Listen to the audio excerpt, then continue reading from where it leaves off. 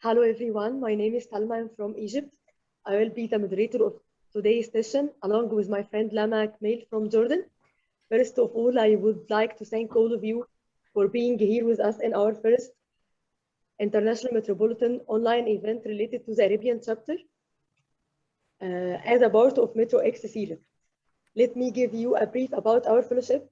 International Metropolitan Fellowship is an international and interdisciplinary community supporting governments, academic, and professional sectors in building up and spreading metropolitan disciplines, planning, and management to achieve sustainable development. Today, we are pleased to welcome Mr. Pedro Ortiz, the founder of the fellowship, and Mr. Mark Ronaldo, the president of the fellowship. They will be sharing with us more information about the fellowship and the Metro X series and how can you join our community. But before welcoming them to the floor, let's watch a short video presents us.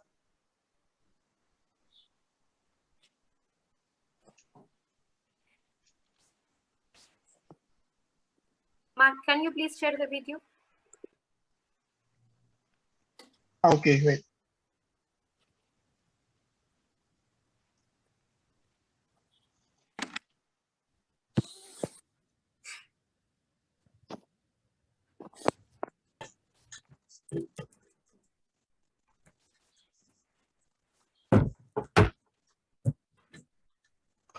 Can you see my screen?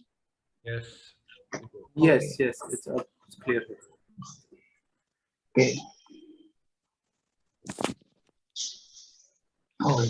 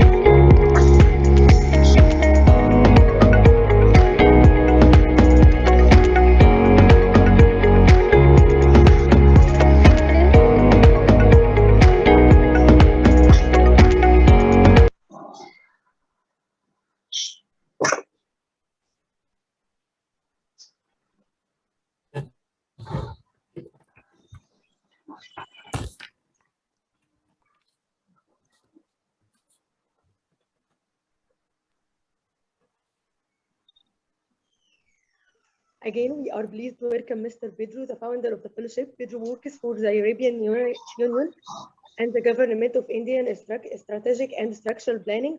He also has been in charge of planning and urban management for the metropolises of Madrid from 1988 to 1999.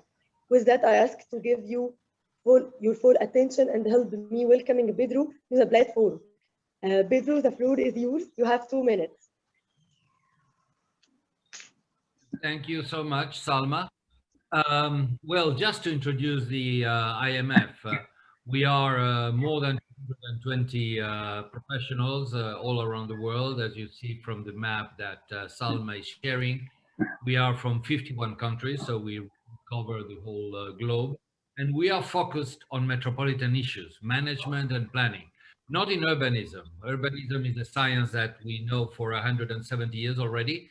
And all the solutions are there in urbanism. The problem is that administrations do not generally implement them.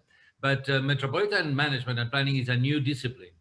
We only had large metropolis for the last 70 years, and we don't yet know, we don't yet have all the tools to manage those large metropolis of soon. New Delhi is going to be 42 million inhabitants only in New Delhi. So we don't have the tools and we have to build them. And the IMF, the International Metropolitan Fellowship, is the team of people, the team of professional fellowship that is building up that discipline and sharing the knowledge, south-south, north-south, north-north, whatever, to share that discipline and that knowledge, both by practice and by theory. There are elements of theory, but there are as well elements of practice, and we are all sharing that. So this is part of this this aim, this objective of the IMF. You're all welcome to join the IMF, and you can write to any of us, and you will see the procedure. No cost to it, and this webinar is part of that effort and that research and that objective of sharing information. And we think that this comparative analysis of two metropolises that have similar difficulties, similar problems, and different ones. So sharing that knowledge can help all of us to frame up the solutions that not only Cairo and Amman need, but any other metropolis on the world that might have a similar situation. So thank you so much for inviting myself and for inviting the speakers today. And I hope that the event is going to be extremely interesting, as has been an event we had 2 hours ago, an analysis, comparative analysis between Jakarta and Rio de Janeiro, that when Jakarta is confronting the situation of the capital of the country, Indonesia, is moving somewhere else to a new town, to a new capital, and we have been focusing on the problems and the solutions that have to be implemented as Rio de Janeiro suffered 50 years ago. So thank you so much for that invitation, and Salma, I give you the floor back to you. Thanks, Pedro.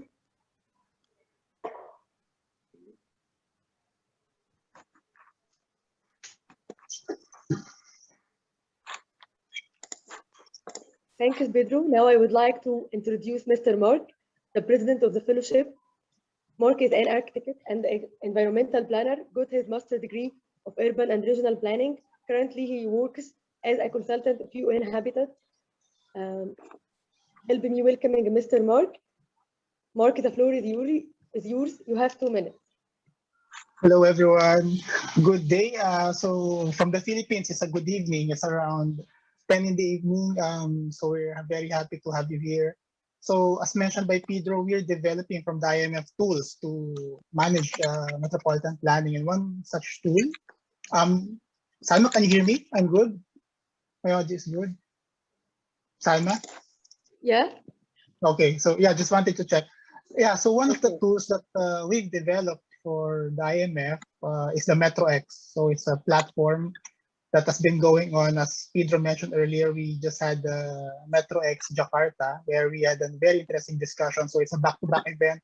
Now we're having the for the Arabia chapter. So the MetroX is not just a traditional webinar. What we want, the purpose why we developed it is really to have a collective intelligence exchange, participative discussions, and really the outcome is an open, informal, but structured discussion. So we really look forward to very interesting discussions today. So what is the structure? Will be as much as possible engaging also the participants, a lot of questions that we'd like to be answered, and it's open to all.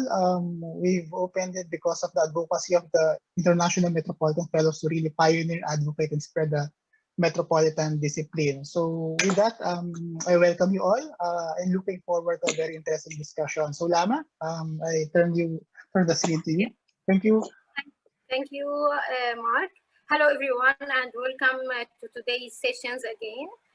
Rapid growth and transformation of urban into metropolitan areas is a new phenomenon of the late 70 years that urban managers and decision makers are challenged to address.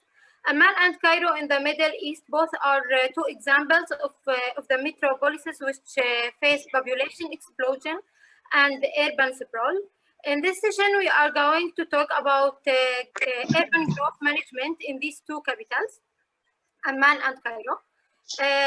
So this session is divided into 3 sections with the 3 main questions, 20 minutes for each. We will open the floor at the end for any questions and comments. And before we are going ahead with the first section, I would like to introduce our guest. Today we have Professor Murad Kalalde, the president of the Jordanian Planning Forum. He is a Jordanian architect and holds the title of Doctor of Technical Science in Urban Planning and Architecture. Currently, he works as an educator at Al-Balqa Applied University. As well, he is working as a designer and urban planning consultant at صناع العقار office. Welcome, Dr. Murad. Our second keynote speaker today from Egypt, Professor Ali Abdullah. He is an architect and urban designer, focuses on research within the domain of theory, criticism, and creativity in architecture and urbanism. Dr. Abdullah published more than 150 journal-referred papers, critical reviews, essay, in addition to books and book chapters. Currently, he is a professor at Hamad bin Khalifa University in Qatar, Education City, and the leader of Green Urbanism and Planning Group at Qatar Green Building Council. He is also acts as head of Research and Development Unit at Ministry of Municipality and Environment in Qatar. Welcome, Professor Ali. According to United Nations 2014, 54% of the world's population lives in urban areas. This proportion is expected to increase to 66% by 2050. This huge growth takes me to think more about the challenges. For that, my question to Professor Ali and Professor Murad: what are the main challenges faced by rapidly growing metropolises in the Middle East, especially in Cairo and Amman? I would like to give the question firstly to Professor Murad, and then I would love to hear from you, Professor Ali. The floor with you, Professor Murad, and you have 10 minutes. Thank you for inviting me to this session and to this webinar. And I would like to answer the question by highlighting some points. May I share my screen just to give a visual picture of what is going on in our capital, which is Amman. May I share the screen, please? Mark can okay. help. Okay, yeah. Can you see it? Yes. Is it visible for you? Yes. Yes. Yes. Okay. Yeah. Just allow me to highlight some issues in bullet form. Then I may come to conclusion. Just please, by that. We enjoy having a city that has historical ties that extend to thousands of years, which is Amman, as you know. The Roman theater and the Acropolis, which is the Qal'a, and it's in between colonnaded streets, functioned smoothly when transportation was based on horses and by foot. And nowadays, we have different types of transportation, and we cannot use the same roads that were available at that time to different centuries. The city started growing as a spider network from the historic center in all directions. As you see,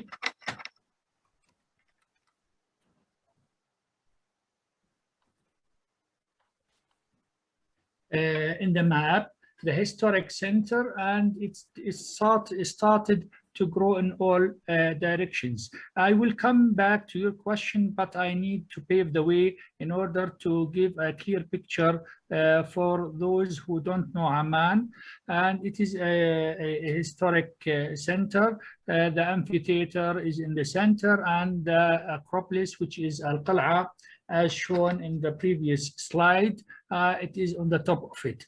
Beneath and in between are valleys. These valleys were used as roads and pathways, and the expansion of the city started from this point.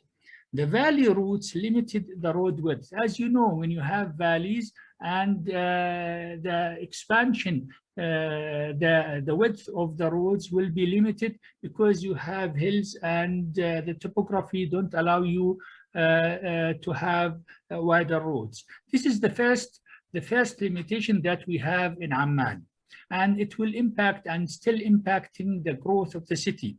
The rapid urbanization caused by the 1948 and the 1967 refugee influx to Jordan has kept any strategic-oriented planning and let the municipality administration goes with the flow. The so-called organization was more like plot organization rather than organization. And now, next I will give the difference between plot organization as listed in laws and zoning. The so-called zoning, اللي هو التنظيم, was more like a plot parcellation rather than organization.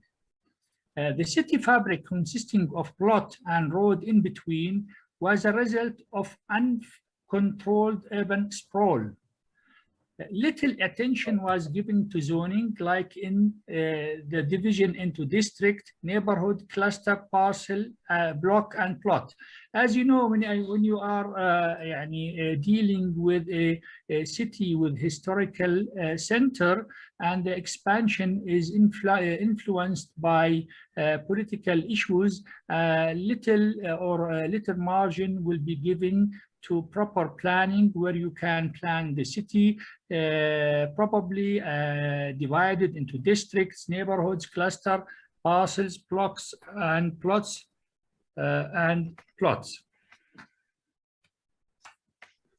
Just a minute.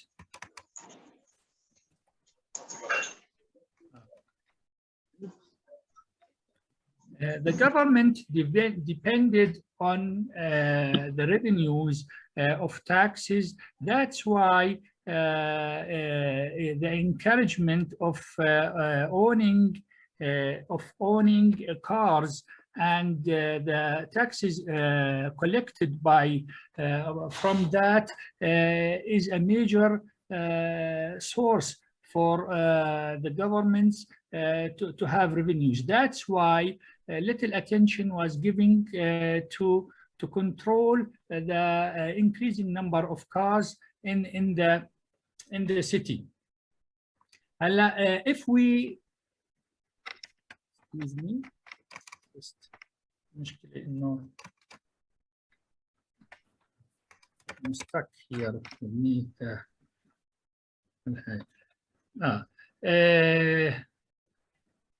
Yes.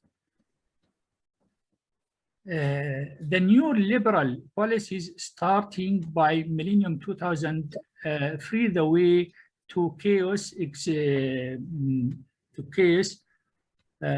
executed by the slogan, the market will organize itself.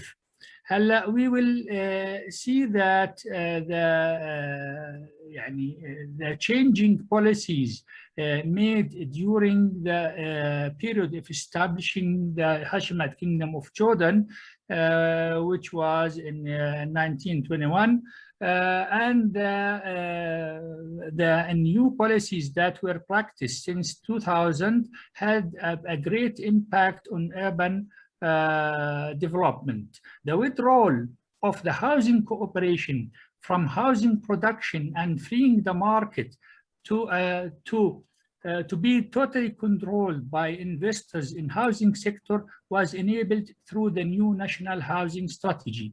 I want to emphasize that these policies will have a great impact on the shape of the city, although these are administrative issues, but we will see at the end that the answer to your question is the conclusion of these all together, or the majority of the mentioned causes.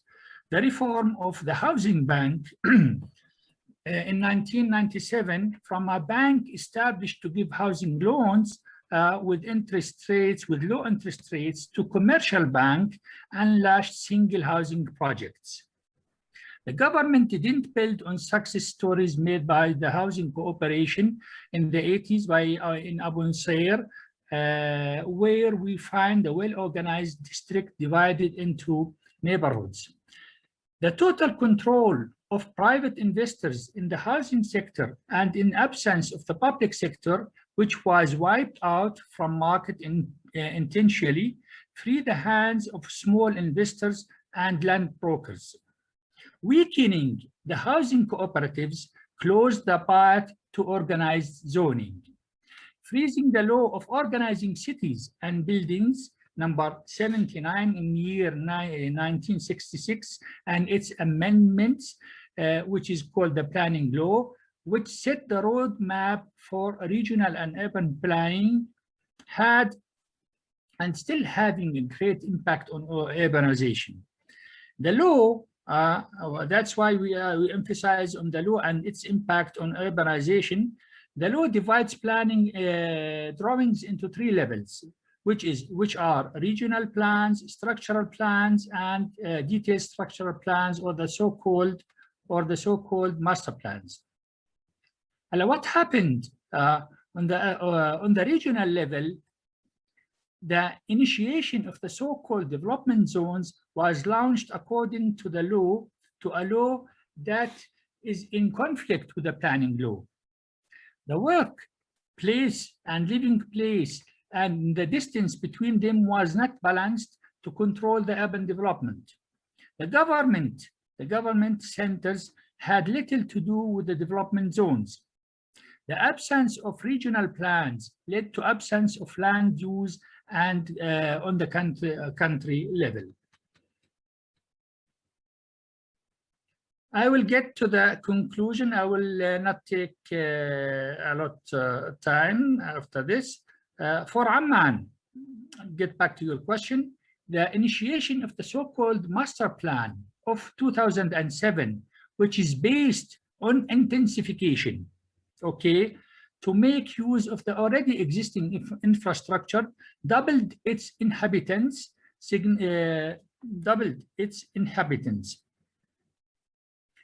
Since then, ironically, Amman master plan called for the expansion of the area from 705 square kilometers before 2007 and added 975 kilometers to get a total of 1,662 square kilometers. Imagine that, for a small country to have the capital expanding area to 1,662 square kilometers.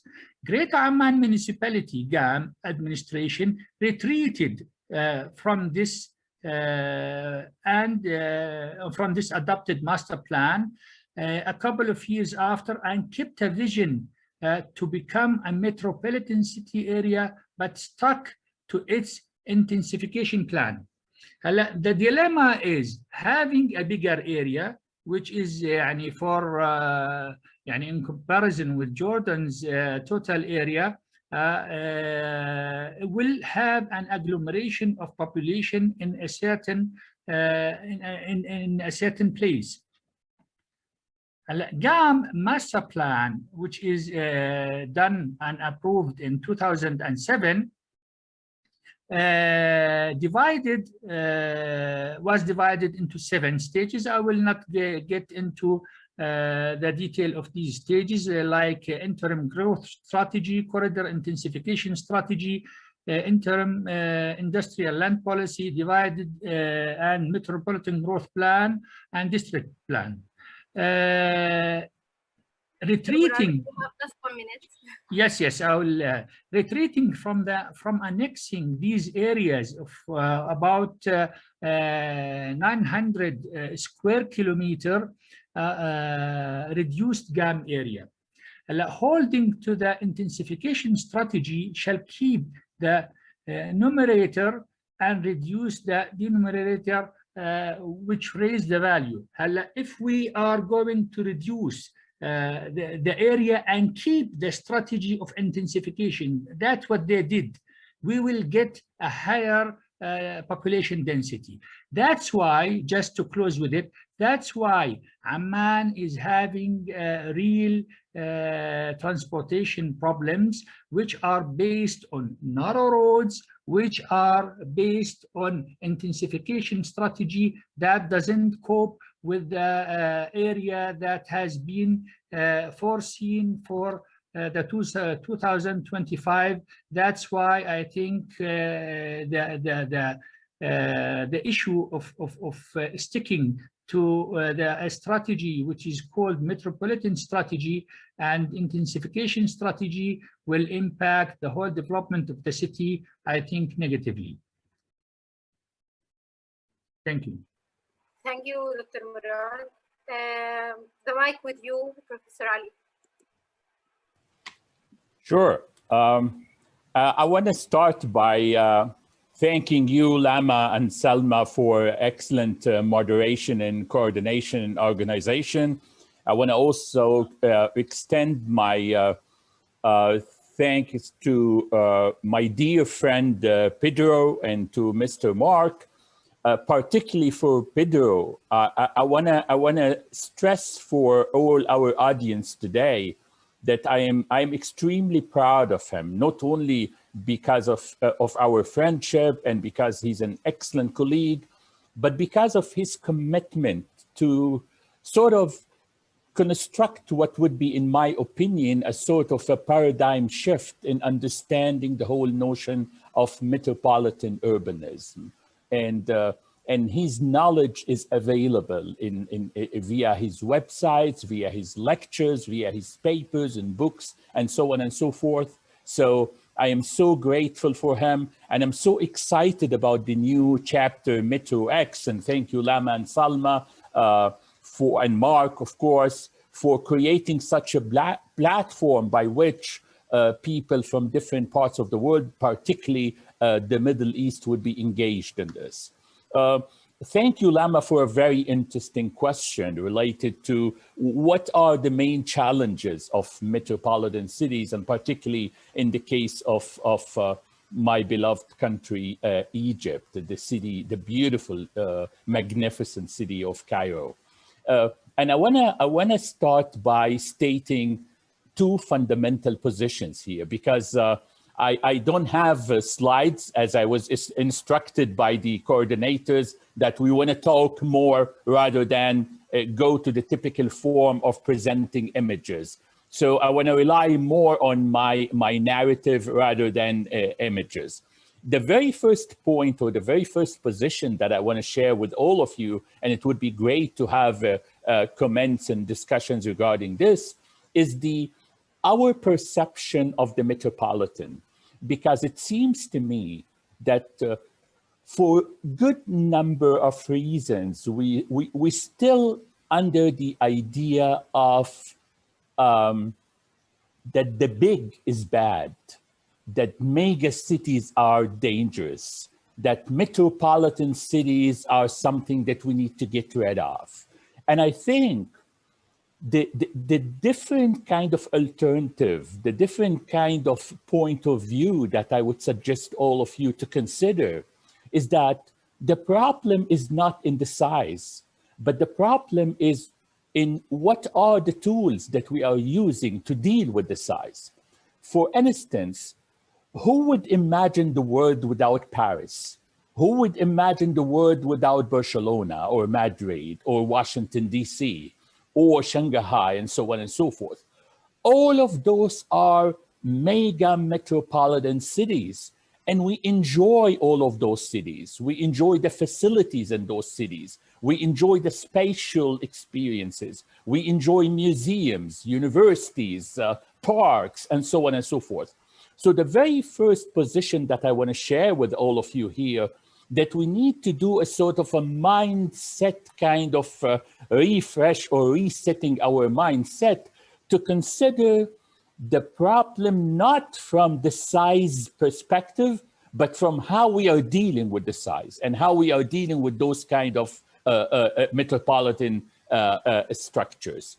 My second point is related to my city, Cairo. Although I live and I practice and I teach here in Qatar now, but my heart all the time is in Cairo, because this is the city that I was raised in, educated in, and I will be grateful for Egypt and Cairo for the rest of my life. I wrote a number of books. One of my books that I wrote in Arabic, called مدن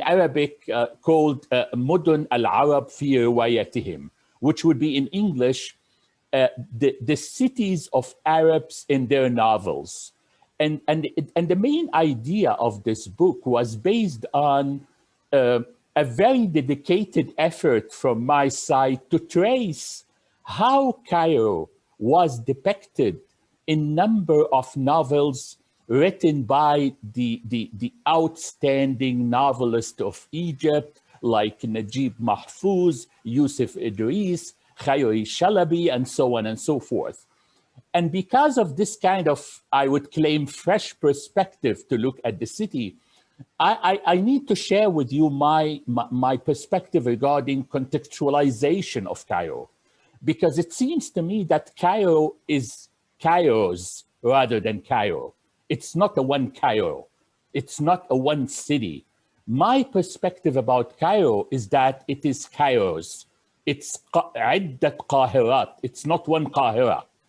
Because the very first Cairo is the Cairo that was initiated by Mu'izz al-Din Allah and was constructed by Jawhar al-Saqili, is the walled city that we are aware of. And in some literature, we would describe it as the Islamic city, the city which is kind of walled, and you have the main gates like Bab al-Nasr, Bab al-Futuh, Bab Zuwayla, and so on and so forth.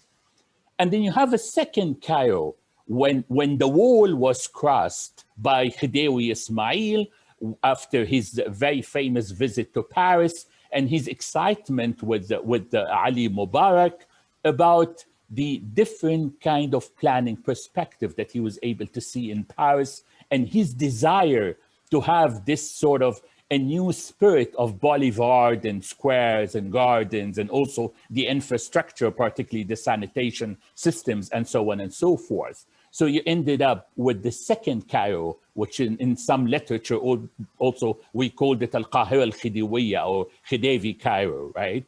And then we also crossed the Nile after that, because Al-Qahira al-Khidewiyya or Khidevi Cairo ended up on the edge of the Nile. And then the third Cairo was a jump over the Nile. And then we started to have extension towards the southern part and the pyramids and Giza and so on and so forth. And then we have a fourth Cairo when we centralized everything within Cairo. And therefore, people were forced to do an internal immigration coming from different parts of other cities and villages from all around Egypt. And they ended up with living around the sort of the peripheries of the city, resulted in what they called it al-ashwa'iyat, or what I would prefer to call it the informal Cairo, the informal part of Cairo.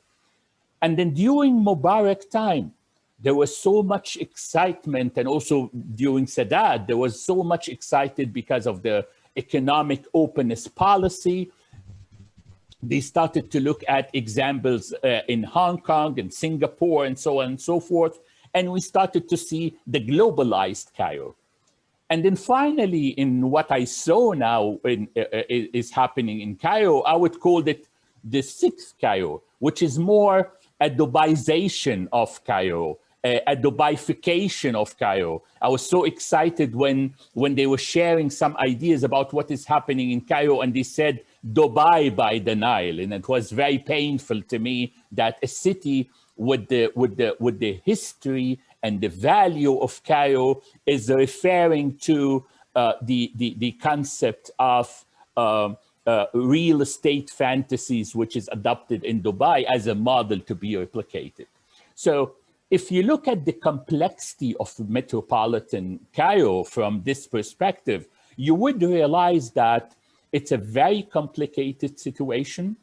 It's accumulated situation. You have different kind of cities, you have different kind of relationships, but at the same time, you have one-of-a-kind city. Cairo, for any person who would able to visit it, he or she would enjoy the narrative that I shared with you, from the Islamic to the Khedivi to the waterfront development along the Nile. Even some of the very informal parts of the city are very exciting to look at, and so on and so forth. But then, as you asked us to talk about Lama, dear Lama, what are the challenges here? And I want to start by number one is what I called it, the informality of the formal. Meaning what?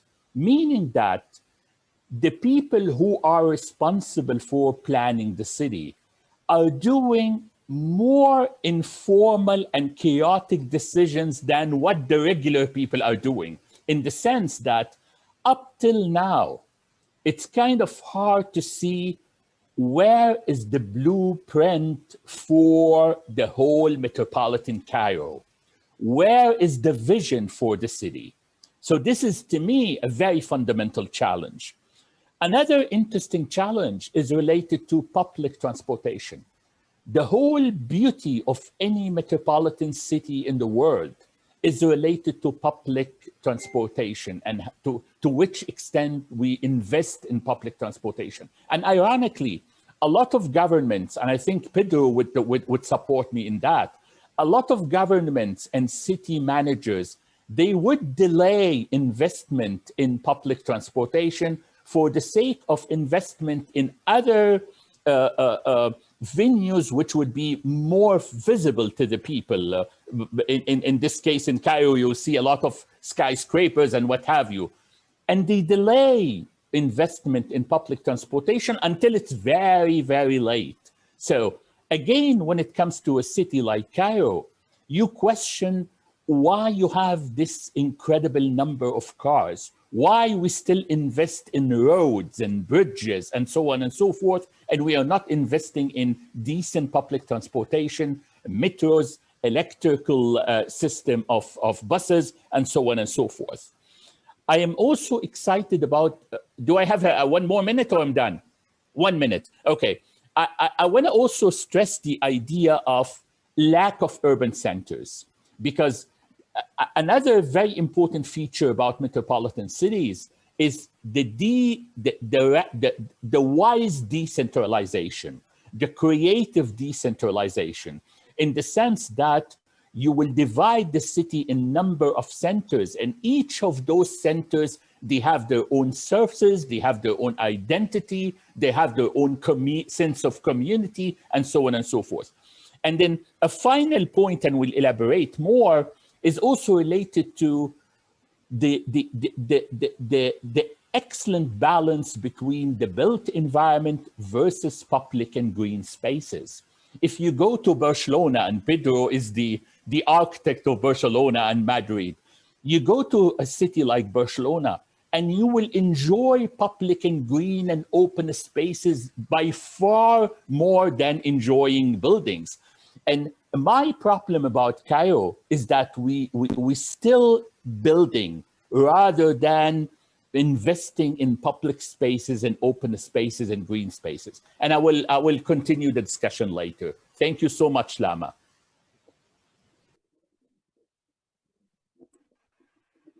Thank you. Salma, the mic with you.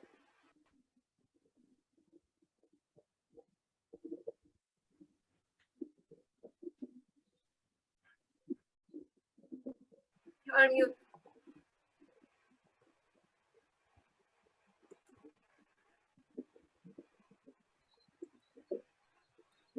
Salma, you are mute.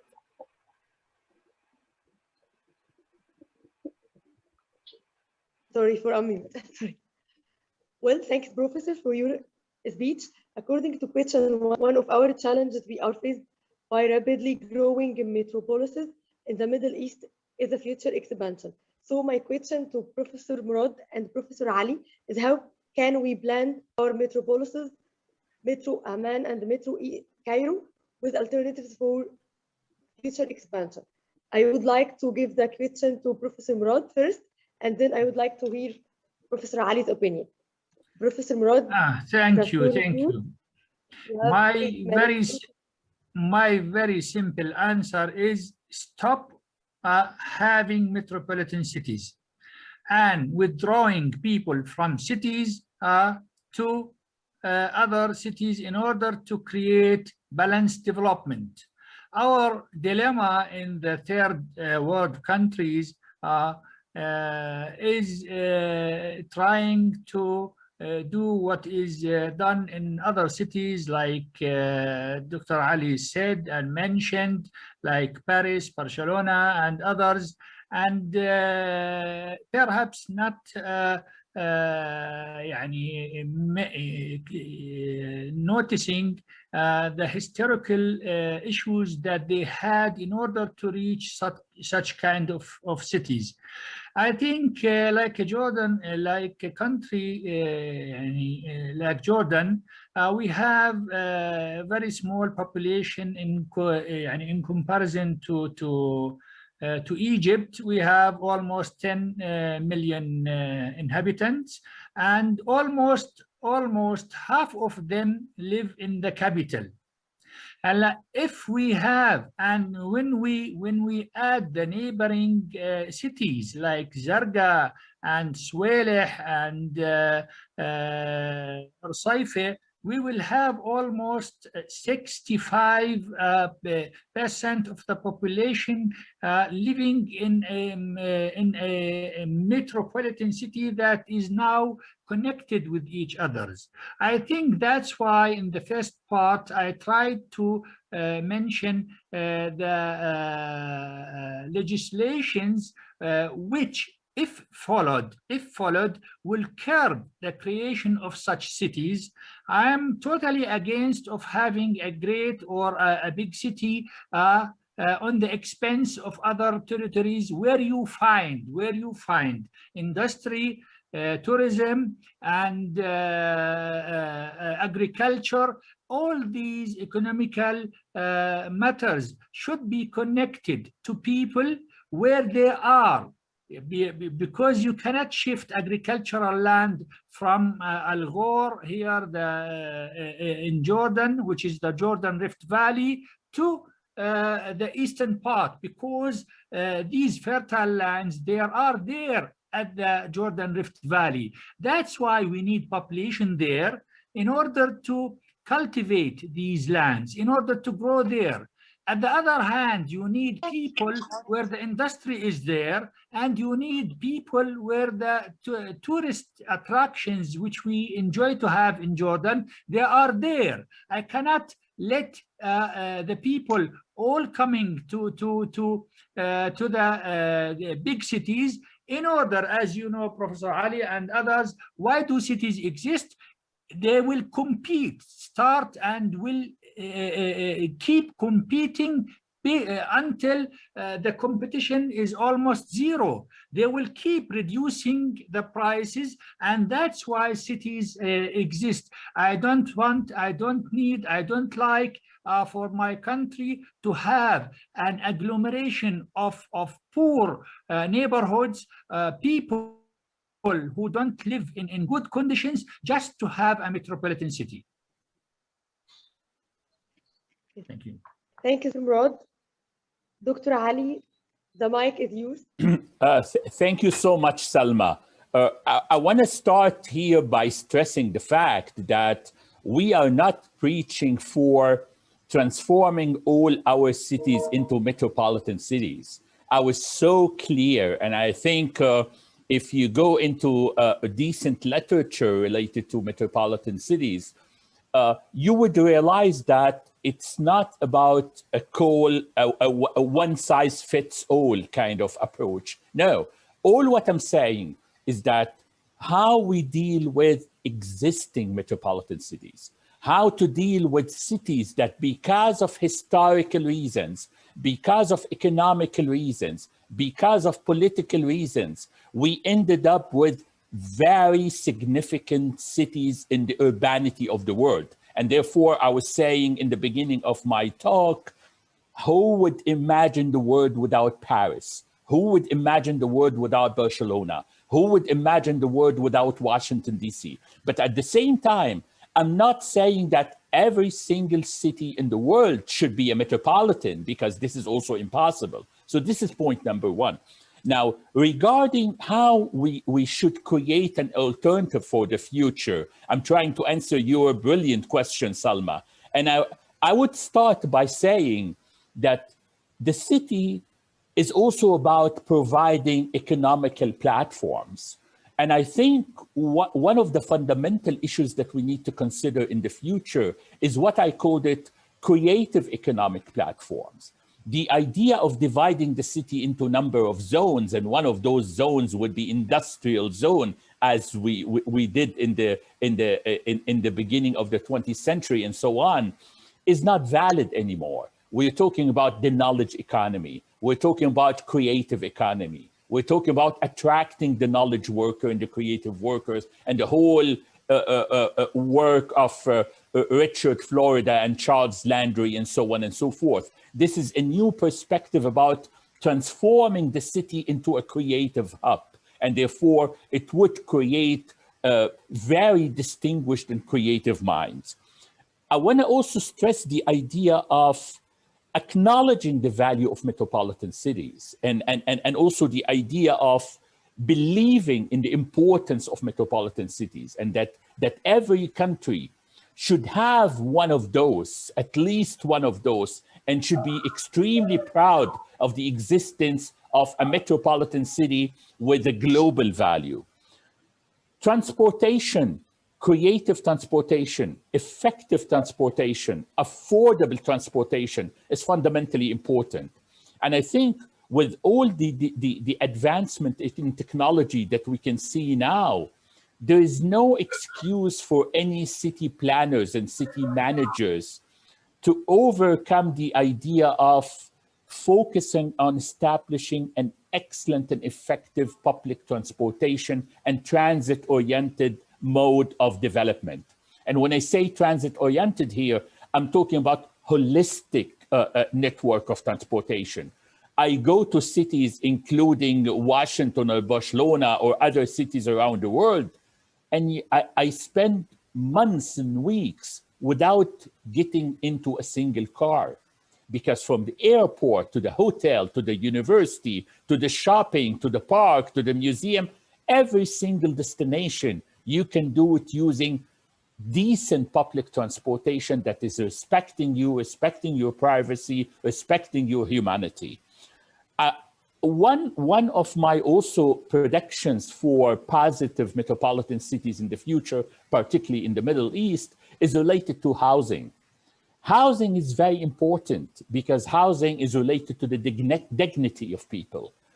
But when I talk about housing here, I want to stress the affordability, and I want to stress also that this housing is providing an excellent quality of life, because in some of the cities around the Middle East, including Egypt, when we deal with housing projects related to the poor or the marginalized, we just keep on putting them in what I called concrete boxes rather than houses and homes.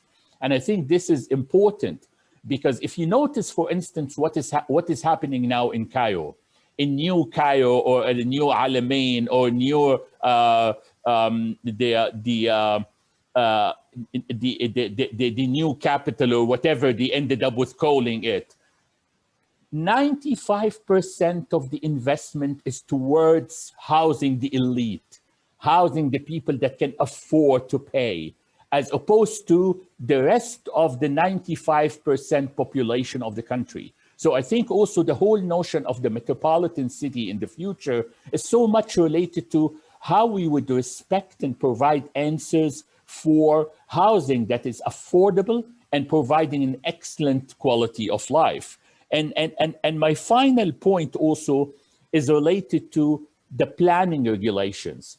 I think we need more creative and updated planning regulations that would go beyond the notion of zoning or the notion of building very, very rigid building regulations like setbacks and heights and so on and so forth. We have to start on looking at the city as a sort of a living organism and looking at the city as a structure of lives rather than number of buildings and roads. Thank you. Thank you, Salma. Thanks, Dr. Ali. Thanks, Professor, for your information. May I comment on that? May I comment on that? Yeah. Yes.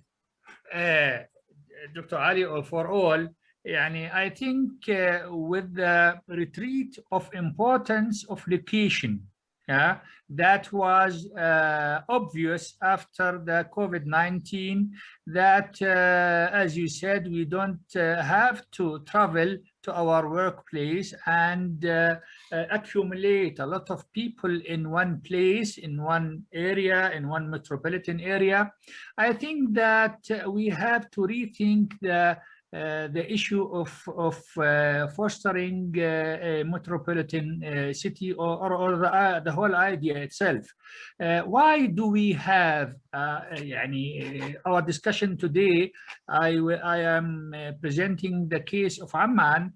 We have so historical and topographical limitations that prevent us from letting more people into the city, because we have the hilly topography, and as I explained at the beginning, and we have historical ties started from the central of the city, which is the amphitheater, and we don't have the luxury to have the, as you said, a well-organized public transportation system, because it is in contradiction with the topography. And if we are going to do that, we will have to pay billions of dollars. And for what? If you have, if you think regionally, and that's why I emphasize on our, I think, which is a good one, in our law for planning law, just to think in 3 levels: regional and structural, and master plans as detailed structural. I think we are at a point that we all practitioners and theoreticals, and we should rethink the issue of metropolitan city and call for the withdrawal of people, as I said, into the suburbs. Well, let me, if you allow me, Lama and Salma, let me elaborate on this. This is an excellent point, Professor Murad. Number one, I think we need to question. You said we need to prevent people from coming to the metropolitan Amman, and I would argue that we need to ask a more fundamental question: why people keep on coming to metropolitan Amman? Why people keep on coming to Cairo? Because if you look at the other cities, they lack working opportunities, they lack community services, they lack universities, they lack decent way of life, they lack the hope, H-O-P-E, literally. I am from Egypt, and I know that a lot of young people in other cities around Egypt, they feel that without going to Cairo, they will be missing the opportunity of their lives when it comes to working opportunities, education, even treatment, health facilities, and so on and so forth. So the very important point that we need to consider, as I said before, is the notion of authentic decentralization, and to be very honest and sincere regarding providing community facilities and all the services that people are aspiring for in different kinds of cities around the country. This is number one. Number two, I see what COVID-19 did for us, but at the same time, COVID-19 helped us in a lot of cities around the world, and some of them are so metropolitan, to reclaim open and public spaces, to reclaim streets, to stop the movement of cars, to say for the very first time in our modern history of cities and planning that people own the cities rather than cars own the cities. And then my final point, Professor Murad, with all my due respect to the idea that investing in public transportation would be billions of dollars, and there are a lot of hinders regarding this, particularly the geographical and topographical obstacles in Jordan. But if you look at Latin America, for instance, if you look at a city like San Francisco, for instance, they have very complicated topographical situations, but they still rely on public transportation, and they invested a lot. Why? Because this investment on the short and the term periods, you will have a lot of returns, because you cannot imagine how spending time in cars is destroying people, destroying their health, destroying their creativity. When I go to Jordan, I was moving from my hotel to the university, which I would do it literally in 20 minutes walking. I spend an hour and a half in the car. And I think this is something that we need to invest whatever it takes in it to change it.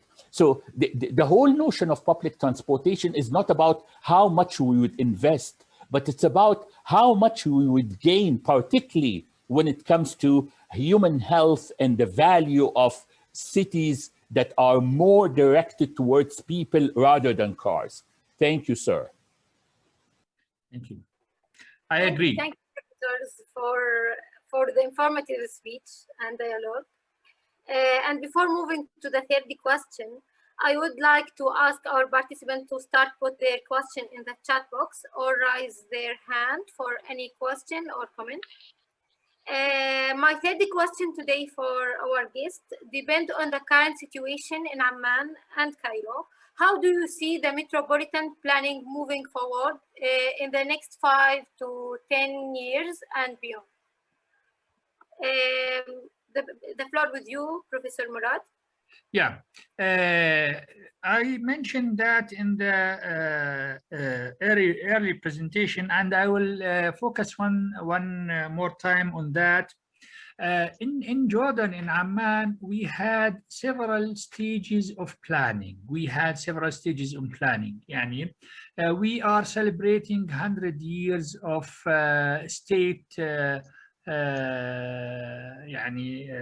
inauguration, and we can say that after 1948, which is the first wave of Palestinian refugees to Amman, and followed by 1967, we lost control on planning. The Jordanian government noticed that and invited 2 experts, UN experts, to help us in finding a way on how Amman would develop. These 2, King and Max, the experts, had the idea or presented the idea that we should lift the vehicle transport from the wadis, from the valleys upwards. And they had an idea to have something like bridges connecting the hills. And unfortunately, this idea was not expected or adopted, and that was the first big problem that we are now paying the price for. After that, the 50s, and we had some kind of master plan in 1986 done by Dar al-Handasi, which is one of the biggest consulting firms in the world.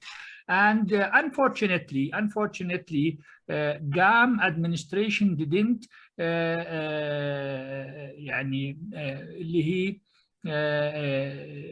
get these plans approved by the government in order to be implemented and not changed by the coming mayors.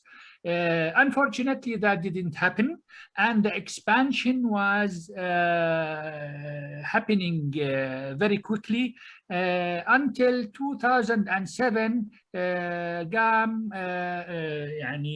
had invited Canadian experts to do a master plan for Amman, and this is the very important thing that I have to highlight.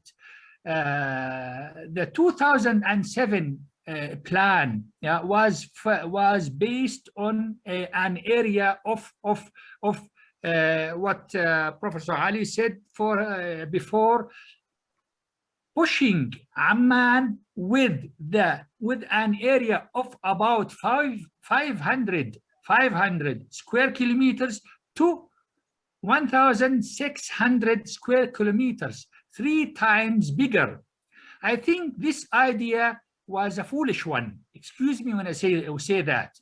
And when you expand the area of a city to have literally the half of the population in a metropolitan city and assign corridors, 10 corridors, to do intensification above and on narrow roads, because we said that at the beginning, we don't have the luxury to have wider roads because of the topography.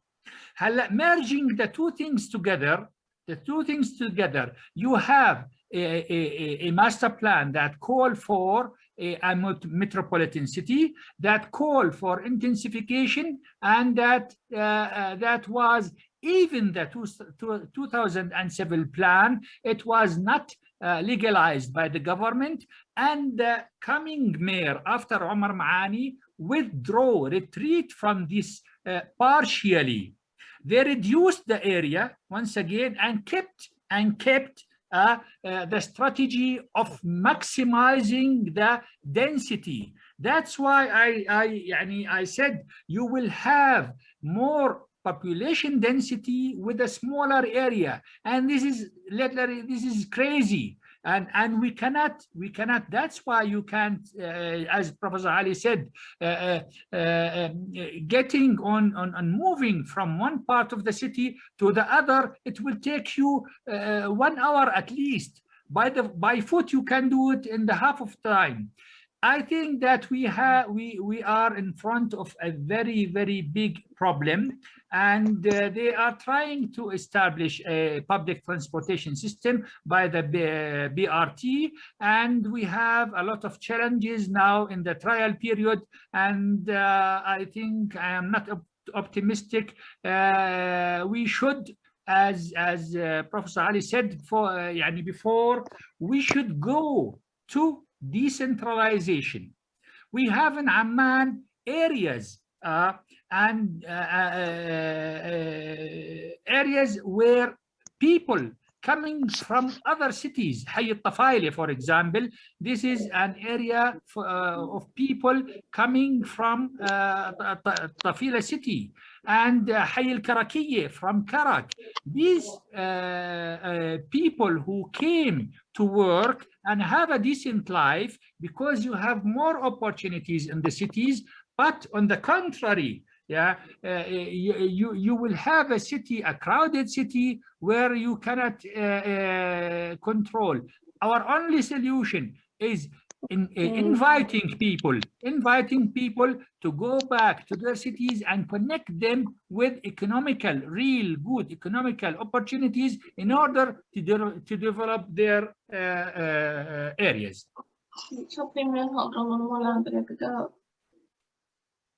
Thank you, Professor Murad. The mic with you, Professor Ali. Yes, thank you. Thank you so much, Lama and Salma. Before talking about the coming 5 years or 10 years, I want to respond to a very interesting observation that I saw it in the chat box related to the notion of cars and the importance of cars and how cars are related to our ego and our identity and so on and so forth. And I agree. But at the same time, I just want to share a very interesting example of the audience today. As I said, I do teach and research and provide consultancy in Doha, Qatar. And for some of you who are not aware of that, Qatar is one of the richest countries on earth. And the GDP is one of the top on the world. And the affordability of cars is incredible. I mean, you're talking about 3 cars per person. And we're not talking about regular cars. We're talking about Land Cruisers and Porsches and Ferraris and Maseratis and what have you. But yet, with all of that, after we were able to provide extensive consultancy and extensive community awareness regarding the importance of public transportation and regarding investment in a very holistic metro system supported by BRT and other public transportation mechanisms, even local people are using public transportation. You will be amazed when you go into one of the metro stations in Doha and you will find not an expat family, but a Qatari family, a father and his wife and his kids using the public transportation to move from a destination to a destination. And to me, this is a paradigm shift.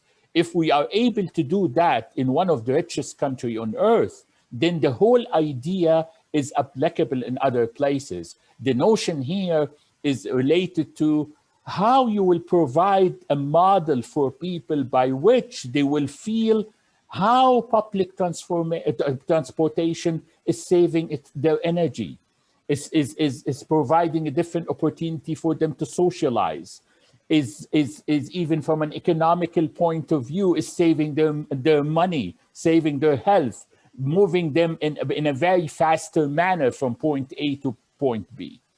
Now, let me move to my predictions regarding the future. And I want to admit for all of you that in the Middle East, we fall in love quickly in whatever is produced in the West.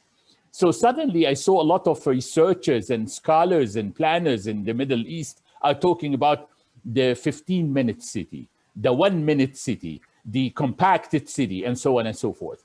And to be honest with you, all of those notions are supporting the fact that metropolitan cities are here to stay. Because even in the model of 15-minute city, you cannot have a museum in each 15-minute city. You cannot have a university in each 15-minute city. You cannot have an opera house in each 15-minute city. And therefore, I would predict that we should move to a model by which we will look at metropolitan cities as a number of urban villages, as a number of well-planned and well-designed urban centers. I want to also stress in the future the notion of housing affordability. I talked before about housing affordability, but I want to be careful here that when I talk about housing affordability, I'm not talking from a quantitative point of view, but also qualitative point of view. How those houses are providing a decent life for particularly the marginalized and the poor and low-income people. I want to also stress that in the future, we should encourage more a private-public partnership.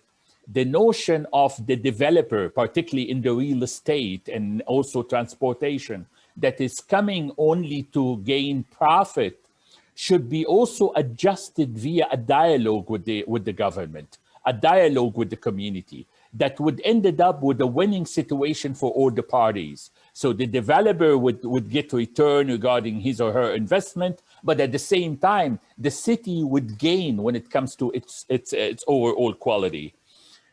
I would also consider that in the near future, and particularly because of the lessons that we have learned from COVID-19, that we will start a different paradigm regarding the notion of metropolitan cities as a healthy city, in the sense that it's not only about the affordability of medical centers and hospitals, but how the city, particularly when it comes to its spaces, green areas, parks, waterfronts, green walkable streets, pedestrian-friendly cities, environmental-friendly cities.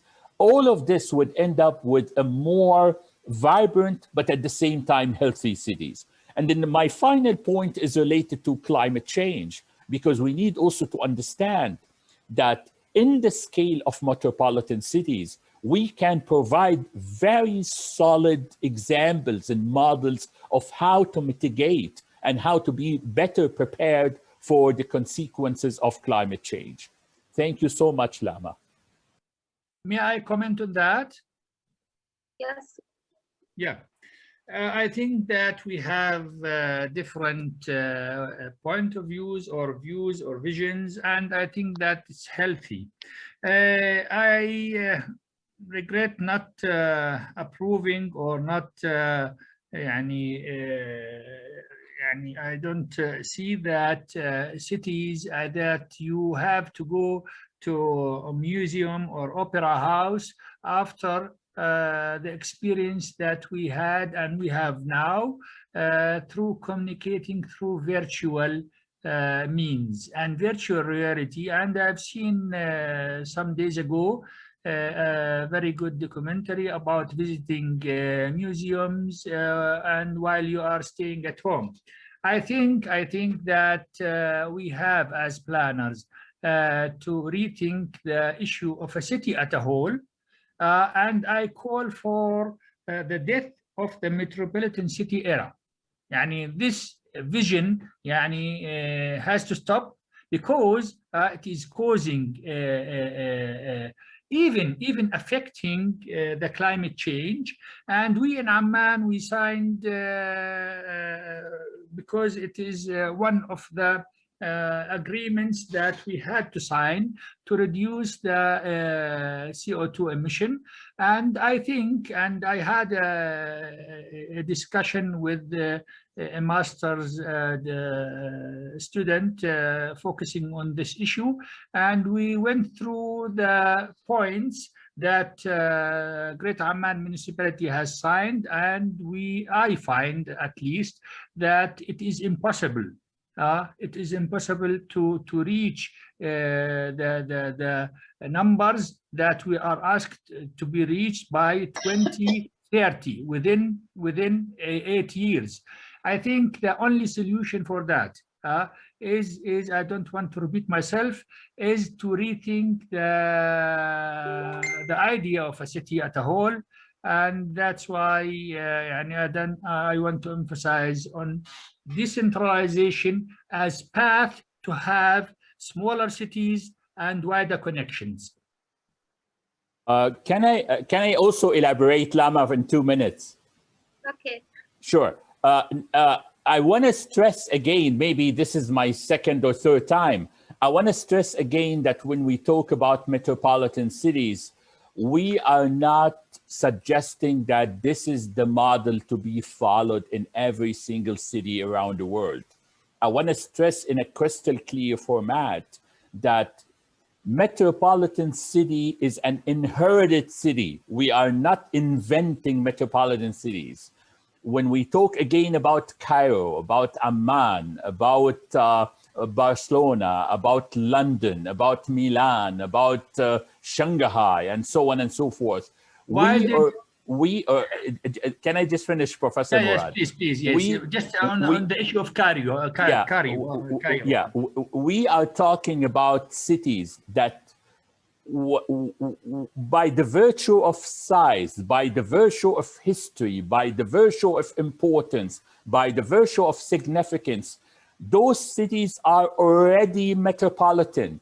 And our job now is to provide the tools, the plans, the mechanism, the strategies by which those cities would provide excellent services and excellent spatial and planning and living experience for its dwellers.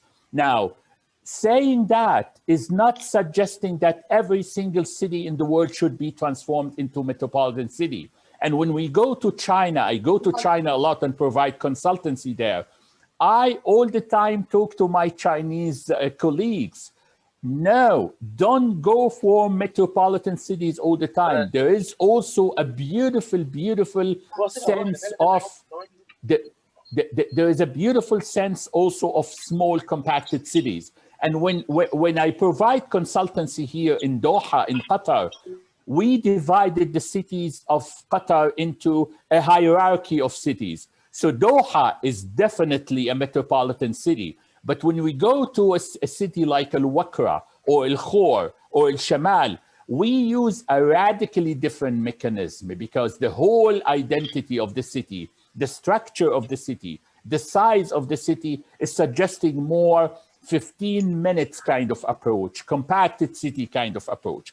My second point to Professor Murad is related to the virtual versus the real, because you were suggesting that because of the virtual tours that we can do to museums and listening to opera via the internet or what have you, we're not going to go to museums anymore or to opera anymore. Well, I think the actuality of life proved that this premises, this hypothesis is totally wrong. I just came back from Washington, D.C., where in the mall you have number of the greatest museums on earth, and all of them were packed with people because nothing on earth would replace an actual experience of looking at one of the masterpieces of Van Gogh or Renoir or Leonardo da Vinci and so on and so forth. It's very similar to when people start to say that because of the internet and Kindle and so on and so forth, people are not going to read books anymore, but we still see people holding books and reading from books. So the real experience is not going to diminish, and people will still go to parks, will still go to waterfronts, will still go to museums, will still go to opera houses. Thank you so much, sir. Thank you. I will comment after here, after that, because it's very interesting what he said, but I partially agree. Okay, this is really amazing dialogue. I would like to open the floor for questions now.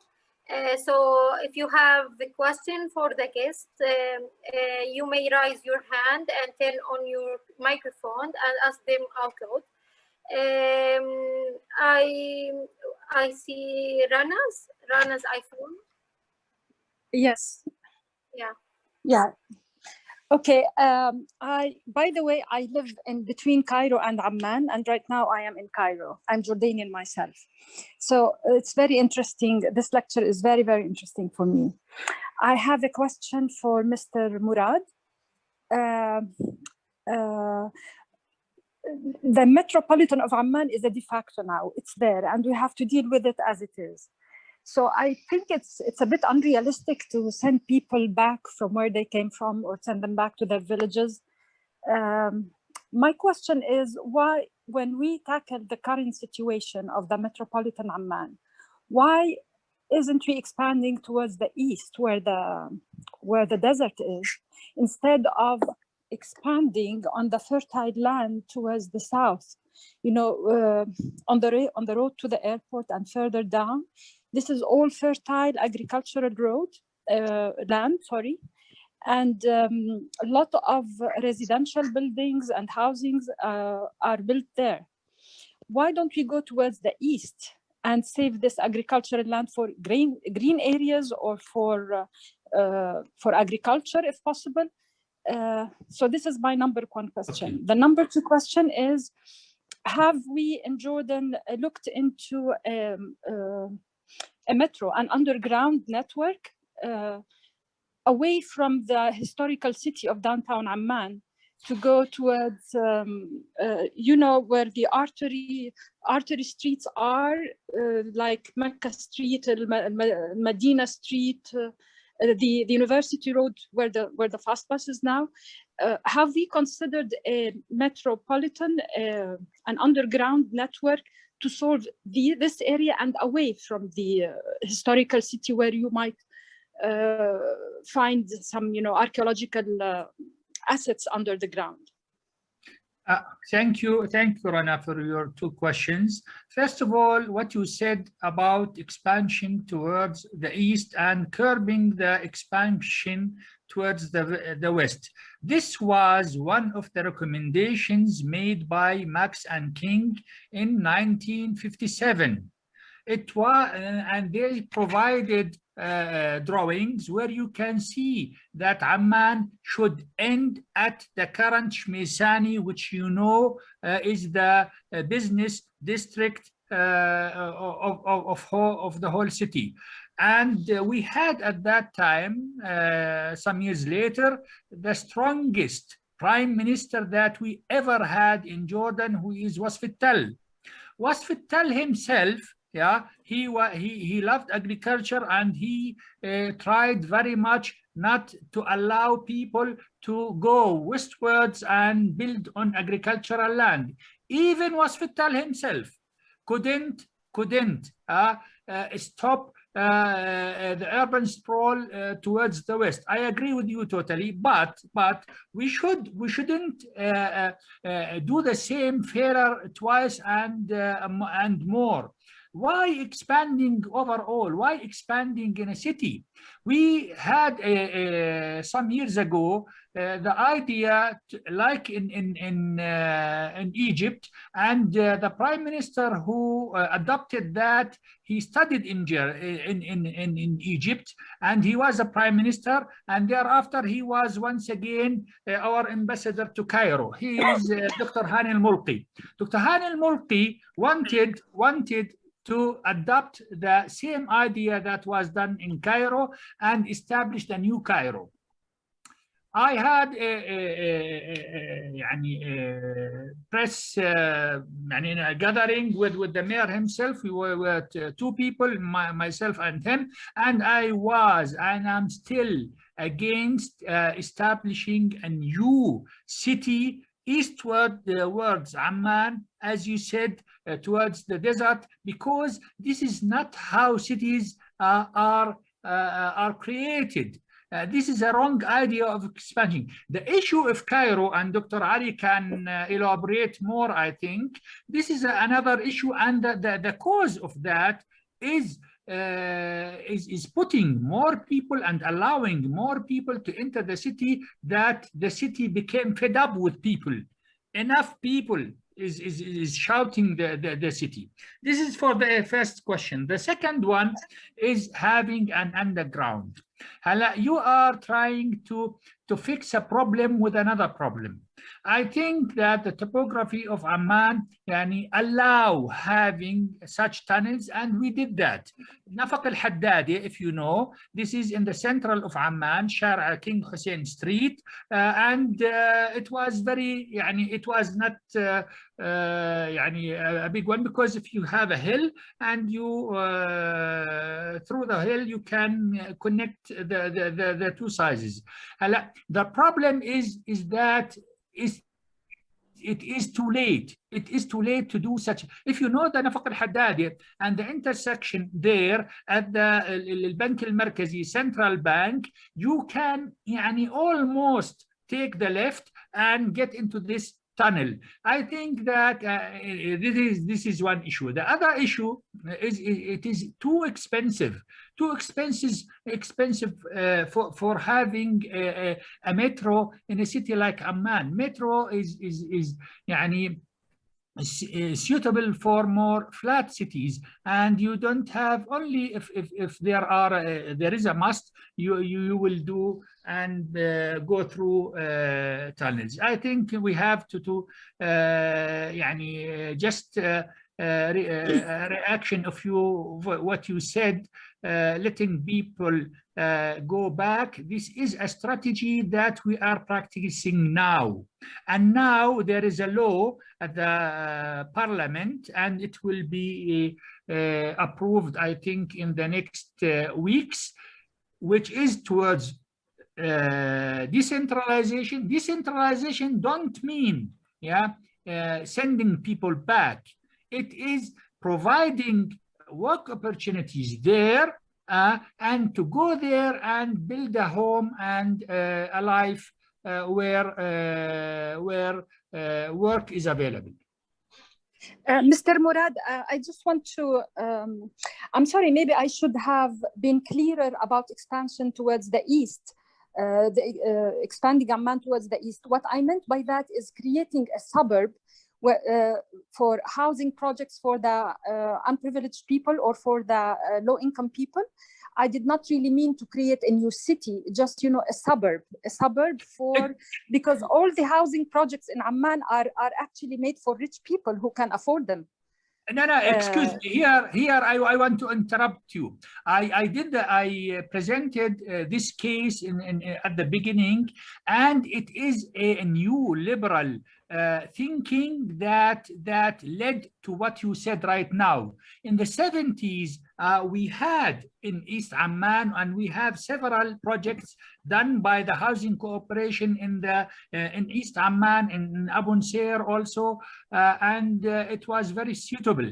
But the new liberal thinking had issued in 1989 a new housing strategy and prevented the Housing Cooperation to deliver housing units in order to enable the private sector to have the upper hand on the market. And that's why you will find that the private sector is seeking to have smaller plots. Smaller plots will need to have in the division of land. You will get deformed plots and lands, smaller ones, rather than having good developed, good planned areas as done by the Housing Cooperation for several in the east and in the north of Amman. I think just adjusting this policy and reverting to the policy that was before 1989 will enhance the urban fabric in Amman. And that's why we think, and once again, I want to go back to Ali, to Dr. Ali, Professor Ali, as he said, how many people can enter an opera house? 500,000 people? I think that these times are not valid anymore. I don't want, and how much money you have to pay in order to get to Barber of Baghdad, written by Goethe, the German writer. How many people can enter? I am against your view, excuse me. I am for culture for people, culture through what is available and what has been made available through virtual reality. Thank you, Professor Murad. As time is running out, we will take the last question. Mr. Ali, the mic with you. Thank you, Lama. And first of all, I want to thank Professor Ali and Professor Murad for this precious and interesting conversation. And really, it's this debate and sometimes this argument, it's very informable, and I am really was so interested to be one of the audience here in this conversation. I want to make some comments. Really, I have many comments, but I believe that the time is not enough. I want to agree with the Professor Ali that it's not good, and really I think it's not the kind of human rights to prevent people to come to the cities, because really the people, especially in our cities, and I'm talking from Baghdad, and I think the case in Baghdad is maybe similar to the case in Amman and Cairo.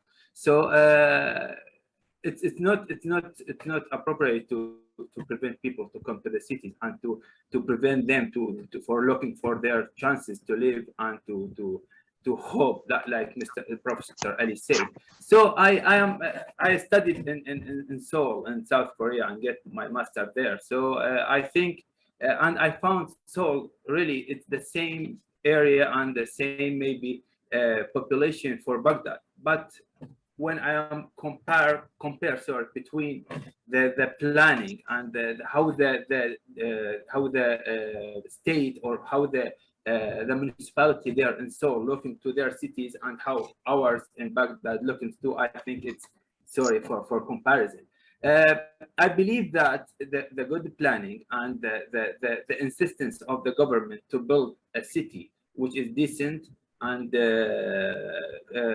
comfortable for the people and focusing on activities maybe not like that we think, and looking for the way of thinking for people, because that's what specifically what I want to talk about is the community, the role of the community to build the good planning and how to support it.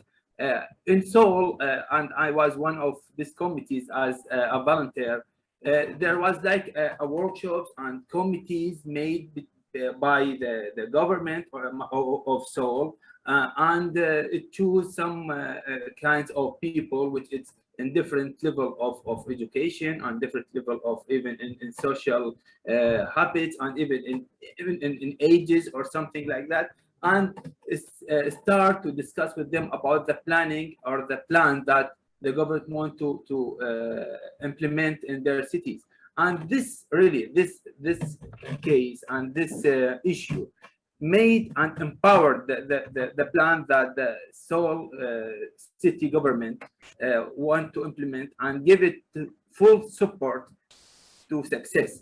So I really here I want to I think the way of thinking even here in Arab countries is start to change. Now it's not like before maybe 10 or 20 years.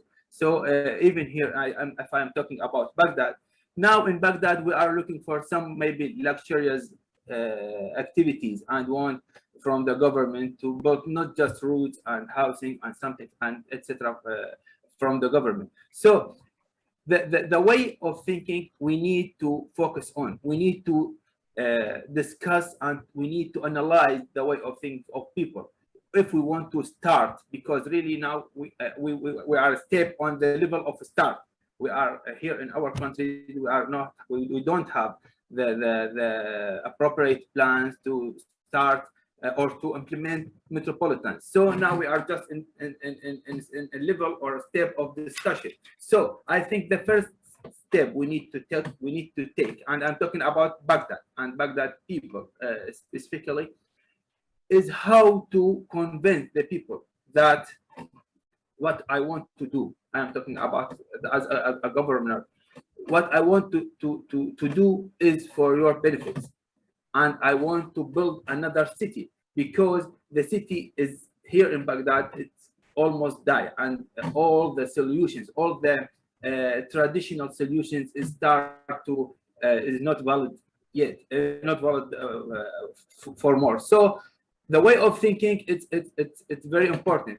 And even I'm talking with some administrator here in my municipality of Baghdad when I work, and I asked them to add some, I think it's socialist to our committees and start to make how to analyze the behaviors of people, the way of thinking. How can I convince them? How can I rebuild the trust between the government and the people, and how I start a good plan? Because for the city like Baghdad, I think it's not easy to fail, because we don't have the time, we don't have the money, we don't have the support to fail and then success again. So I want to ask Professor Murad, because maybe the case in Amman is similar to Baghdad. He said that we need to prevent people to come back. When I studied in Korea, one of our Professor Ha, he's one of the biggest urban planners in Seoul. He said that maybe it's a well-known statement. He said that the city like a body, and a body is still growing, and he needs more facilities. So what the problem if we made a new cities around the mother city, and deal with these cities like our hands or our foot. So these cities will be like a part of the city. Okay, sir. So please, may I excuse me, the moderator? May I answer the question? Yes, sir. I promise. Yes, sir. I will give you an example from your country. I was the project manager of updating the master plan of Kirkuk. And I went there with my team, and although it was very hard because ISIS was at the front. Which year, sir?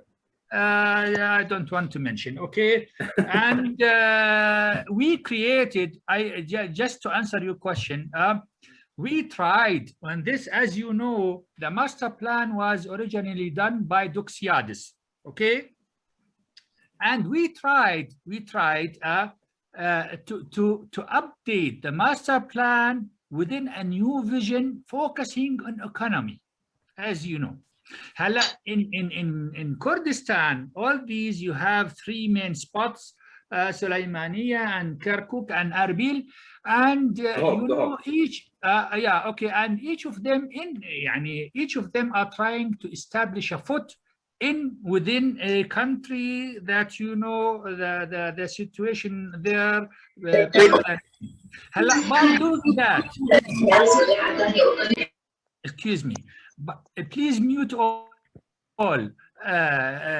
By doing that, we didn't prevent people from coming to Baghdad, but we opened opportunities for them to have investment in Kirkuk through planning and regulations. That's what I am calling for. I'm not asking or calling for preventing people from coming to cities. This is a thing that you cannot legally do because they have the citizenship.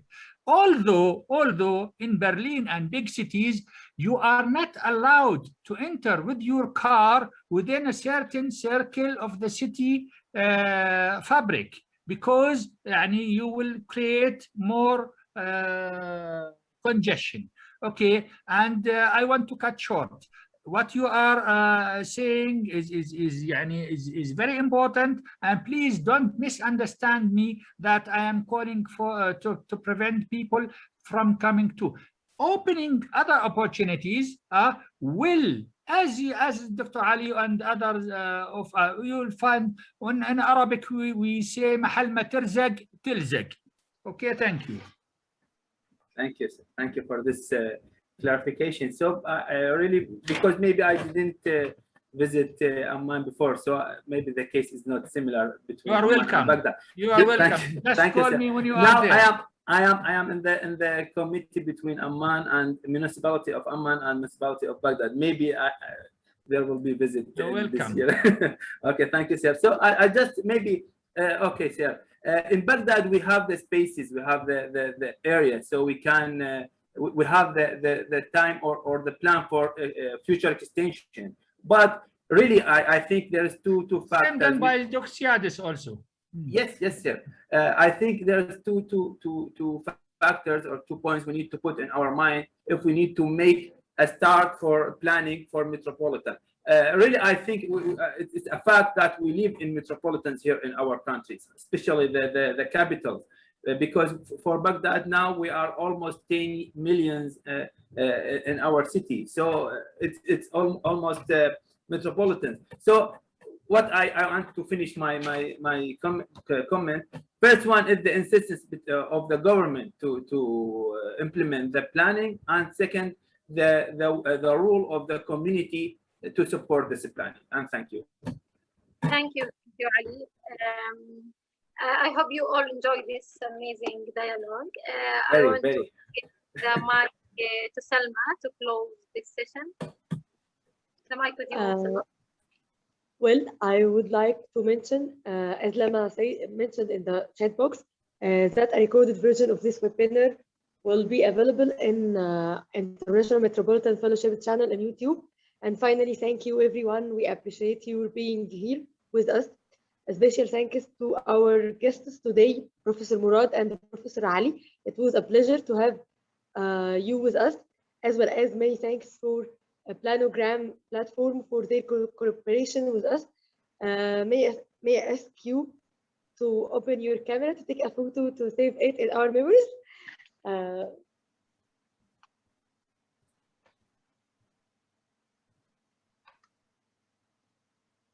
With a smile, please.